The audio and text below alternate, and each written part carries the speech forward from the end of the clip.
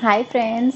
क्या आपको भी बहुत ज़्यादा मूड स्विंग्स होते हैं या फिर फेशियल हेयर ग्रोथ है या आपकी मेंस्ट्रुअल साइकिल इरेगुलर है, इस तरह की इश्यूज़ हैं तो टेंडेंसी है कि आपको कुछ ना कुछ हार्मोनल इम्बैलेंस होगा।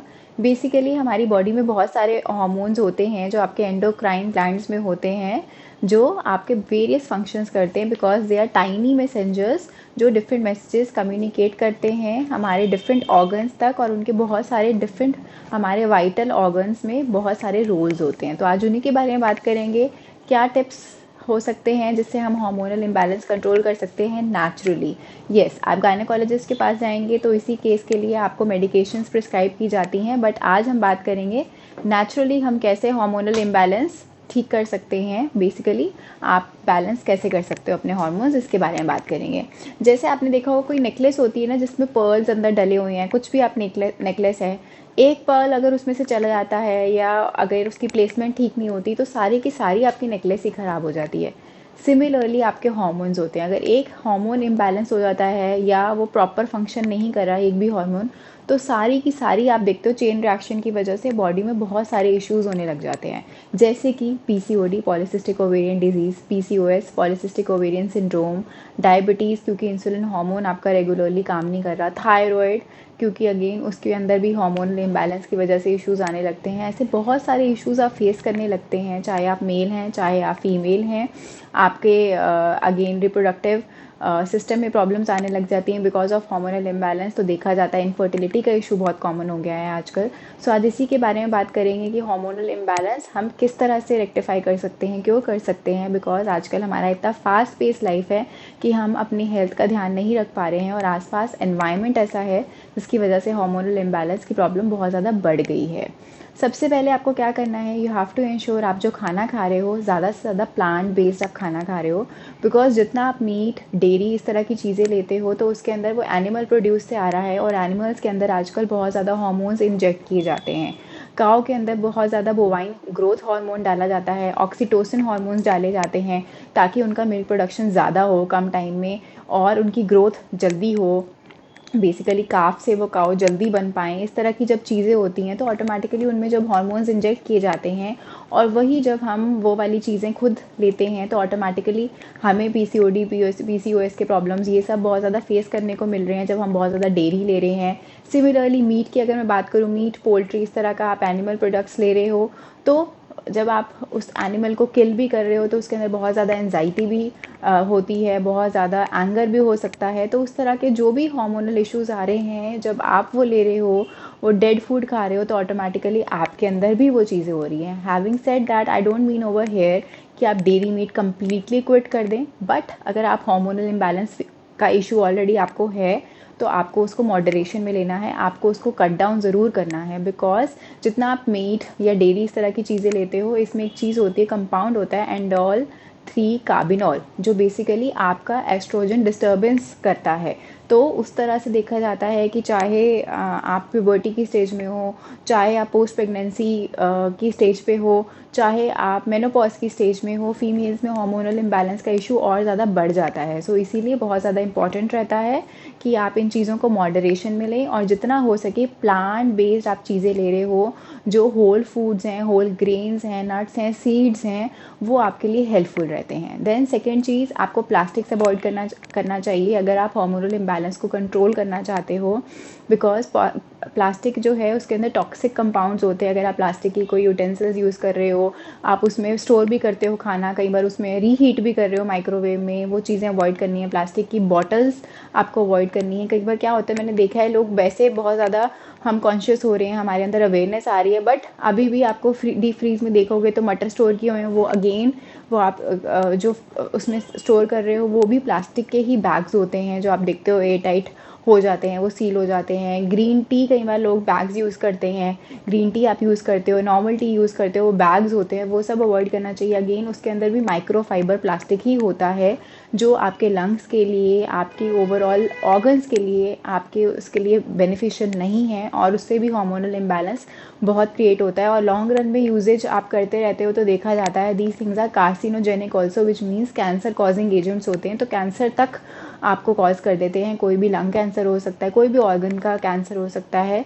तो अगेन वो सब इश्यूज़ आ जाते हैं। सो अगर हार्मोनल इम्बैलेंस हम चाहते हैं कि हमारा ठीक हो जाए, बैलेंस आउट हो जाए, वो कंट्रोल हो जाए, तो हमें प्लास्टिक्स भी यूज़ करना अवॉइड करना है। देन थर्ड चीज़ जो कॉन्ट्रासेप्टिव पिल्स, कई बार क्या होता है बाय चॉइस आप यूज़ करते हैं when you are not aiming for pregnancy and you want to control birth of a child, तो ऑटोमेटिकली आप कॉन्ट्रासेप्टिव पिल्स यूज़ करते हो। वो चीज़ें बहुत ज़्यादा आपको अवॉइड करनी चाहिए। कई बार आपको डॉक्टर रेकमेंड करता है जब पीसीओडी पीसीओएस हार्मोनल इश्यूज़ हो जाते हैं, उसको क्योर करने के लिए भी आपको मेडिकेशन जो प्रिस्क्राइब की जाती है वो कॉन्ट्रासेप्टिव पिल्स होती हैं।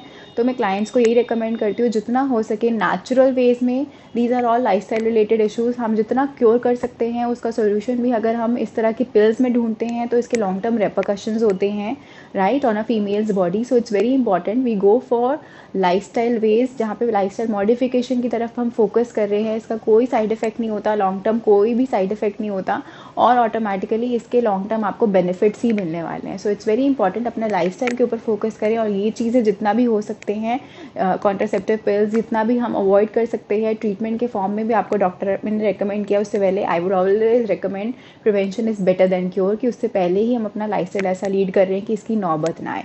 देन नेक्स्ट चीज़ जो एनवायरमेंटल टॉक्सिन्स होते हैं, केमिकल्स होते हैं हमारे आसपास बहुत वेज में हम यूज़ करते हैं, वो मैं बात करूँगी, वो हमें अवॉइड करनी चाहिए। First of all makeup products अगर आप यूज़ करते हैं उसके अंदर बहुत ज़्यादा अगर वो पैराबेन फ्री नहीं है, बीपीए फ्री नहीं है, तो ये जो केमिकल्स होते हैं ये हमारी जो स्किन होती है पोरस होती है, तो ऑटोमेटिकली आपके स्किन के अंदर ट्रांसफ़र होते हैं। सो इसीलिए बहुत इंपॉर्टेंट है जो भी मेकअप प्रोडक्ट्स आप यूज़ कर रहे हो वो हर्बल हों, केमिकल फ्री हों, टॉक्सिक नहीं है वो बहुत ज़्यादा इंपॉर्टेंट है। अगर आप परफ्यूम्स यूज़ कर रहे हो उसके अंदर एक कंपाउंड होता है परफ्यूम, तो वो ऑटोमेटिकली आपकी स्किन के साथ चला जाता है, because like I told you your skin is porous, तो उससे भी हार्मोनल इम्बैलेंस बहुत ज़्यादा होता है, हार्मोनल इश्यूज़ बहुत ज़्यादा क्रिएट होते हैं। तो आपको क्या यूज़ करना चाहिए उसके केस पे, इतर यूज़ करना चाहिए। मेकअप प्रोडक्ट्स की मैंने बात करी, स्किन केयर प्रोडक्ट्स अगर आप बहुत ज़्यादा खरीदते हो एक्सपेंसिव आपको सूट कर भी सकता है, बिकॉज किसी की स्किन सेंसिटिव है, किसी की स्किन ऑयली है, ड्राई है, कॉम्बिनेशन स्किन है, that very. So depending on that, अगर उस पर भी चाहते हो मैं डिटेल में वीडियो बनाऊँ तो मुझे कमेंट्स में बताना। स्किन केयर हम घर के इंग्रेडिएंट्स से,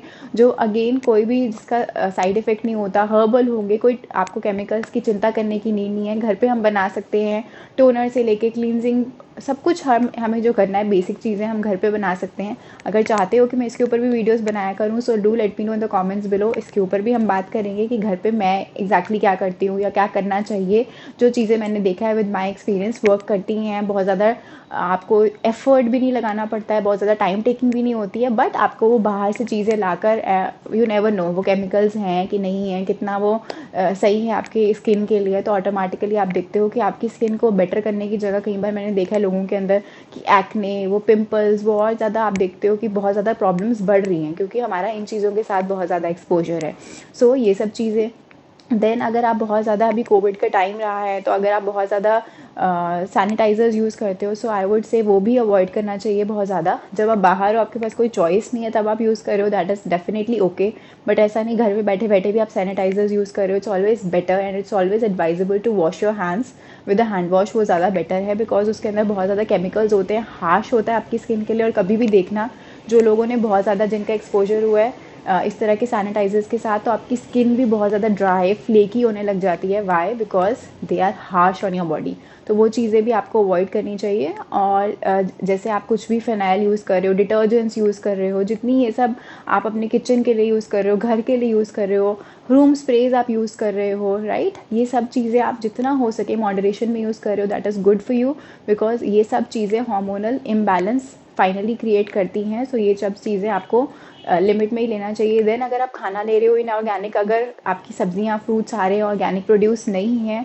तो उसके अंदर पेस्टिसाइड्स फर्टिलाइजर्स स्प्रे किए जाते हैं जो अगेन आपकी हेल्थ के लिए ठीक नहीं है। और वो जब आप कंज्यूम करते हो तो ऑटोमेटिकली आपको भी हार्मोनल इम्बैलेंस होता है, हार्मोनल डिस्टर्बेंस होता है। सो इट्स वेरी इंपॉर्टेंट जितना हो सके आप ऑर्गेनिक प्रोडक्ट्स लेकर आएँ, अपने घर पे सब्जियां फ्रूट्स लेकर आएँ। और अगर हो सकता है तो घर में एक छोटा सा किचन गार्डन ज़रूर रखें।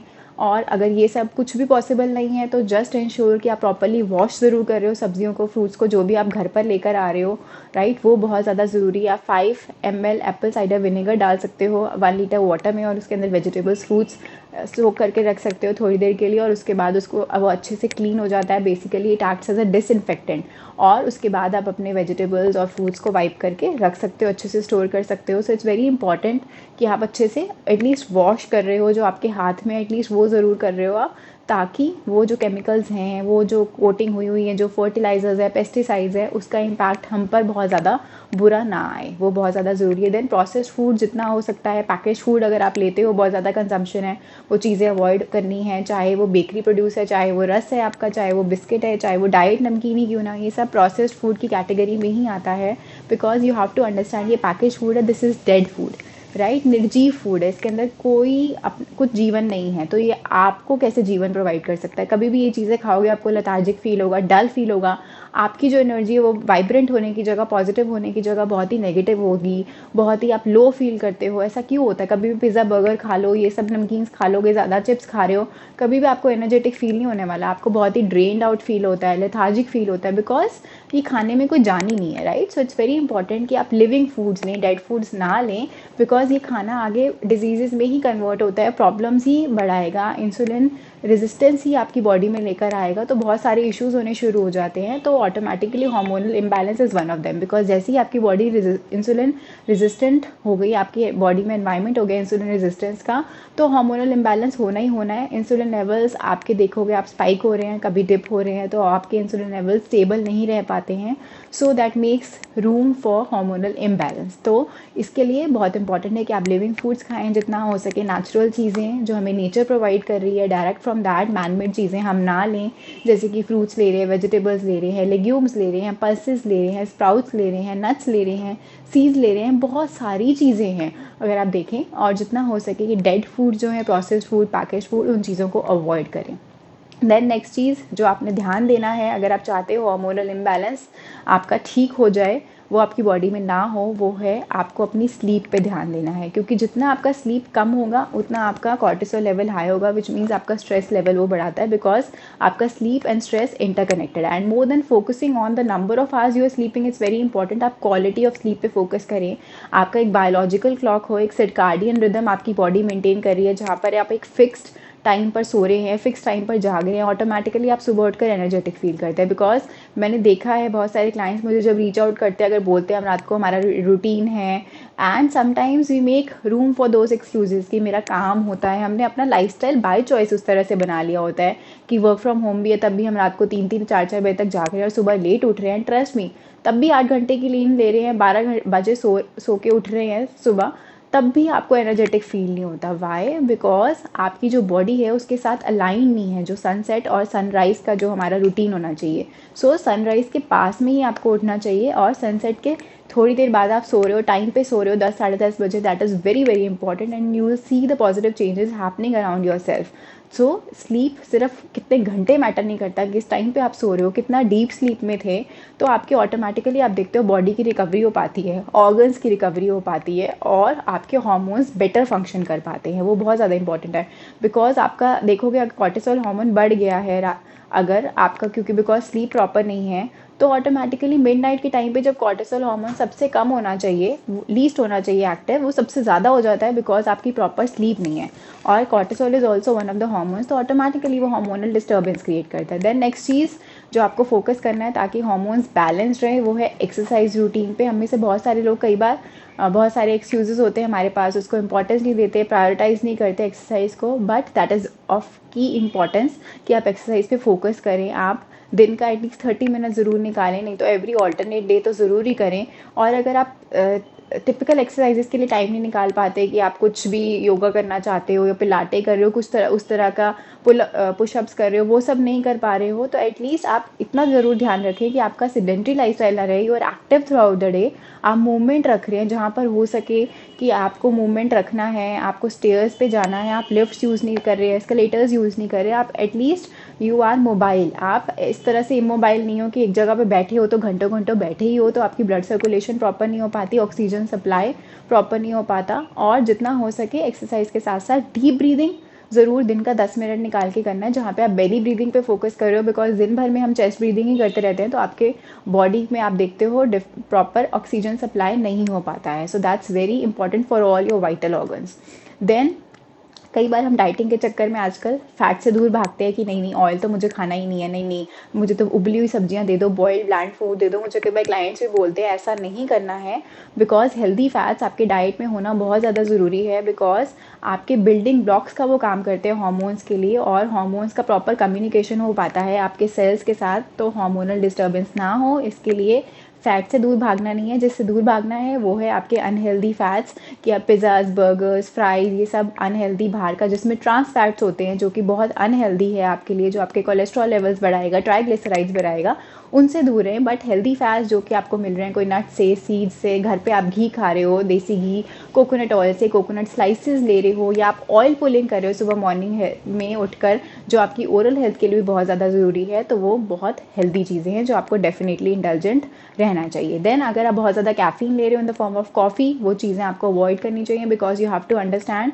वो एक स्टिमुलेंट की तरह ही एक्ट करता है। हमें ज़रूर शुरू में लगेगा कि दैट गिव्स यू दैट एकदम इंस्टेंट बूस्ट ऑफ एनर्जी मिलती है आपको कॉफ़ी लेके, बट इवेंचुअली वो आपको एनर्जी ड्रेन आउट कर रहा है, आपको डिहाइड्रेट कर रहा है और हार्मोनल इम्बैलेंस भी क्रिएट कर रहा है। बिकॉज अगर आप 4-5 बजे के बाद शाम को लेट इवनिंग में भी कॉफ़ी लिए चले जा रहे हैं, तो you will always see that you are much more active in the night also, and you are not able to have a peaceful and deep sleep, तो ऑटोमेटिकली वो आपकी स्लीप साइकिल के साथ इंटरफेयर करता है। सो हार्मोनल इम्बैलेंस होगा ही होगा, सो directly और indirectly it's not good for you. तो जितना हो सके कैफ़ीन 1 से 2 कप आप ले रहे हो, दैट्स डिसेंट। बस इससे ज़्यादा अगर आपका इंटेक है, अगर आप बहुत ज़्यादा कैफ़ीन एडिक्ट हैं, तो मेरी आप वीडियो चेक कर सकते हो जिसमें मैंने आपको प्रैक्टिकल वेज गाइड करे हुए हैं कि आप कैफ़ीन से कैसे छुटकारा पा सकते हो। प्रैक्टिकल गाइड है जो आपको एक्चुअली हेल्प करता है। देन नेक्स्ट चीज़ जो आपको अपने लाइफस्टाइल में इंक्लूड करना है वो है एडेप्टोजेंस। बेसिकली एडेप्टोजेंस क्या होते हैं, आपके स्ट्रेस लेवल्स अगर बहुत ज़्यादा हाई हैं, हार्मोनल इम्बैलेंस बहुत ज़्यादा है, तो ये नेचुरल हर्ब्स होते हैं, प्लांट बेस्ड हर्ब्स होते हैं जो आपकी इम्यूनिटी बूस्ट करने में हेल्प करते हैं, आपका स्ट्रेस लेवल्स रिलीव करने में हेल्प करते हैं, हार्मोन्स बैलेंस करने में हेल्प करते हैं। तो एडेप्टोजेंस आपको ज़रूर इंक्लूड करना चाहिए। जैसे तुलसी हो गया, तुलसी वाली आप चाय ले सकते हो, तुलसी और अदरक की आपने ले ली, या फिर तुलसी को आप उस तरह से भी चबा सकते हो। इसकी अगेन स्पिरिचुअल लेवल पर जाकर देखें तो उसकी भी बहुत हमारे कंट्री में, हमारे देश में बहुत ज़्यादा अहमियत है, बहुत मान्यता है, तो तुलसी आप यूज़ कर सकते हो। देन जिनसिंग हो गया, अश्वगंधा हो गया, जिन फीमेल्स को हार्मोनल इम्बैलेंस होता है, अगर आप कभी गायनेकोलॉजिस्ट के पास भी जाते हो, या अगर कोई आप आयुर्वेदिक डॉक्टर के पास जाते हो, तो इस तरह के आपको मेडिकेशन दिए जाते हैं जिसके अंदर जिनसिंग है, अश्वगंधा है, तो क्यों ना हम नेचुरल वेज में इन हर्ब्स को यूज़ करें ऑन अ रेगुलर बेसिस, और फिर डेफिनेटली आपको एक चेंज दिखेगा अपनी हार्मोन्स की कंडीशन में। बट लाइक आई सेड, सबसे पहले बहुत इंपॉर्टेंट है कि आप अपने लाइफस्टाइल को चेंज करें। You lead a healthy lifestyle जहाँ पे आपका प्रॉपर एक्सरसाइज रूटीन है, आपका स्लीप साइकिल रेगुलर है, जहाँ पे एक टाइम पे सो रहे हो, एक टाइम पे उठ रहे हो, और आप केमिकल से दूर हो, एनवायरमेंटल जो टॉक्सिन्स है उससे दूर हो। देन आप बहुत ज़्यादा आप मीट, डेयरी, इस तरह के प्रोडक्ट्स बहुत ज़्यादा यूज़ नहीं कर रहे, जितना हो सकता है प्लांट बेस्ड प्रोडक्ट्स यूज़ कर रहे हो, प्लास्टिक से दूर हो, प्लास्टिक से आप अवॉइड कर रहे हो, उसकी जगह पे आप ग्लास कंटेनर्स यूज़ कर रहे हो, स्टेनलेस स्टील यूज़ कर रहे हो, ये सब चीज़ें आप फोकस करते हो, तो ऑटोमेटिकली आप देखोगे कि उसके बाद आप अपने लाइफस्टाइल में हेल्दी चीज़ें इंक्लूड करते हो तो वो डेफिनेटली फ़र्क लेकर आएंगे। और हार्मोनल इम्बैलेंस का अगर इशू है तो वो नेचुरली ही क्योर होने लगेगा, आपको मेडिकेशंस पे डिपेंडेंट होने की नीड नहीं है। So thank you so much for watching, I hope you find this video useful. और कुछ क्वेरीज हैं आपकी, मुझे कमेंट्स में ज़रूर बताइए, and keep sharing this video with everyone around you so that it is more helpful to more number of people. Bye bye.